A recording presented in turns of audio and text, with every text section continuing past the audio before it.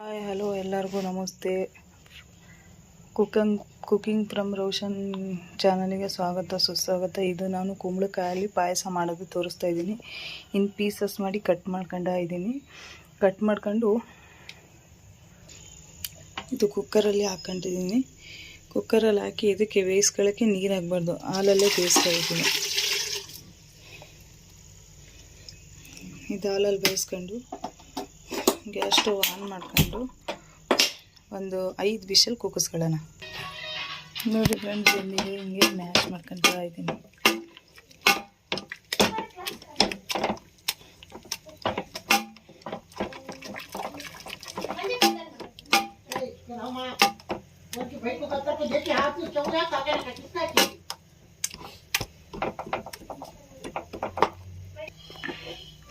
ಇದನ್ನೆಲ್ಲ ಈ ಪಾತ್ರೆಗೆ ಹಾಕ್ಕೊಳ್ತಾ ಇದ್ದೀನಿ.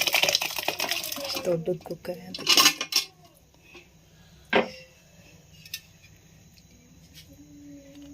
ಸ್ವಲ್ಪ ಹಾಕೊಂಡು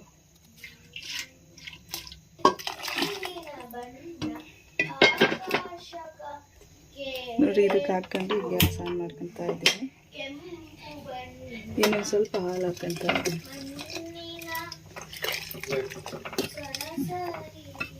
ಚೆನ್ನಾಗಿ ಕುದಿಬೇಕು.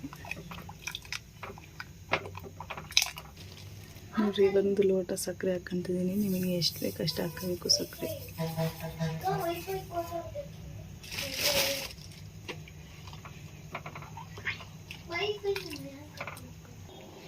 ನೋಡಿ ಫ್ರೆಂಡ್ಸ್, ಇವೆಲ್ಲ ಚೆನ್ನಾಗಿ ಕುದಿಬೇಕು.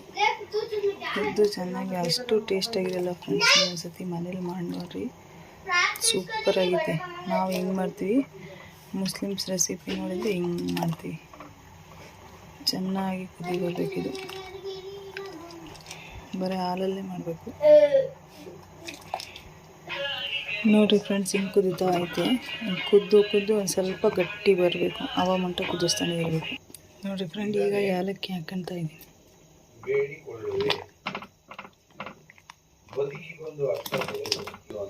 ನೋಡಿ ಫ್ರೆಂಡ್ಸ್, ಒಂದು 2 ಸ್ಪೂನು ತುಪ್ಪ ಹಾಕ್ಕೊಂಡಿದ್ದೀನಿ. ಇದರಲ್ಲಿ ಗೋಡಂಬಿ ದ್ರಾಕ್ಷಿ ಹುಡ್ಕೊಂಡು ಈಗ ಒಗ್ಗರಣೆ ಮಾಡ್ತಾ ಇದ್ದೀನಿ ಪಾಯಸಕ್ಕೆ.